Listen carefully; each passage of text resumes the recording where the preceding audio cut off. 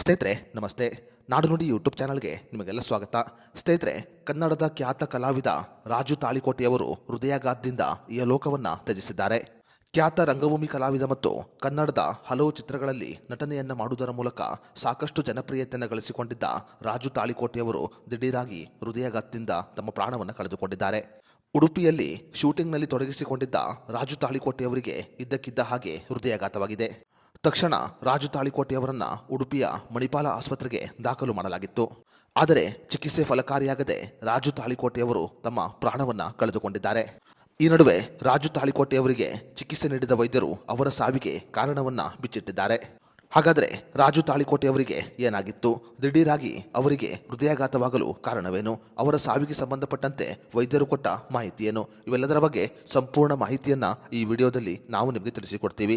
ಅದಕ್ಕೂ ಮುನ್ನ ರಾಜು ತಾಳಿಕೋಟೆಯವರ ಆತ್ಮಕ್ಕೆ ಆ ದೇವರು ಶಾಂತಿ ಕೊಡಲಿ ಅಂತ ಪ್ರಾರ್ಥನೆಯನ್ನ ಮಾಡೋಣ. ಸ್ನೇಹಿತರೆ, ರಾಜು ತಾಳಿಕೋಟೆಯವರು ಶೈನ್ ಶೆಟ್ಟಿಯವರ ಸಿನಿಮಾಗಾಗಿ ಉಡುಪಿಗೆ ಬಂದಿದ್ದರು. ಭಾನುವಾರ ಶೂಟಿಂಗ್ ಮುಗಿಸಿ ವಿಶ್ರಾಂತಿ ಪಡೆಯುತ್ತಿದ್ದ ಸಮಯದಲ್ಲಿ ಅವರಿಗೆ ಹೃದಯಾಘಾತವಾಗಿದೆ.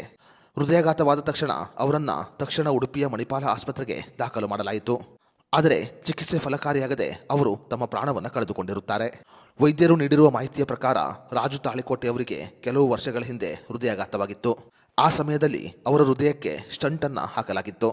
ಒಮ್ಮೆ ಹೃದಯಾಘಾತವಾದ ಸಮಯದಲ್ಲಿ ರಾಜು ತಾಳಿಕೋಟೆಯವರ ಹೃದಯಕ್ಕೆ ಸ್ಟಂಟ್ ಅನ್ನ ಹಾಕಲಾಗಿತ್ತು. ರಾಜು ತಾಳಿಕೋಟೆಯವರು ಬಹಳ ಒತ್ತಡದಿಂದ ಶೂಟಿಂಗ್ನಲ್ಲಿ ಭಾಗವಹಿಸಿದ್ದ ಕಾರಣ ಅವರಿಗೆ ಹೃದಯಾಘಾತವಾಗಿರಬಹುದು ಅಂತ ವೈದ್ಯರು ದೃಢಪಡಿಸಿದ್ದಾರೆ. ಈಗಾಗಲೇ ರಾಜು ತಾಳಿಕೋಟೆಯವರಿಗೆ ಒಮ್ಮೆ ಹೃದಯಾಘಾತವಾಗಿತ್ತು. ಆ ಕಾರಣದಿಂದ ಅವರಿಗೆ ಸ್ಟಂಟ್ ಹಾಕಲಾಗಿತ್ತು. ಅವರ ಹೃದಯಕ್ಕೆ ಹಾಕಿದ ಸ್ಟಂಟಿಗೆ ಮತ್ತಷ್ಟು ಒತ್ತಡ ಬಿದ್ದ ಕಾರಣ ಅವರಿಗೆ ಹೃದಯಾಘಾತವಾಗಿರಬಹುದು ಅಂತ ವೈದ್ಯರು ದೃಢಪಡಿಸಿದ್ದಾರೆ. ಸದ್ಯ ರಾಜು ತಾಳಿಕೋಟೆಯವರ ಅಗಲಿಕೆ ಕನ್ನಡ ಚಿತ್ರರಂಗಕ್ಕೆ ತುಂಬಲಾರದ ನಷ್ಟವನ್ನು ಉಂಟು ಮಾಡಿದೆ. ಸ್ನೇಹಿತರೆ, ರಾಜು ತಾಳಿಕೋಟೆಯವರ ಸ್ವಭಾವ ಮತ್ತು ಅವರ ಮಾತುಗಳ ಬಗ್ಗೆ ನಿಮ್ಮ ಅನಿಸಿಕೆ ಅಭಿಪ್ರಾಯವನ್ನು ನಮಗೆ ಕಮೆಂಟ್ ಬಾಕ್ಸ್ನಲ್ಲಿ ತಿಳಿಸಿ.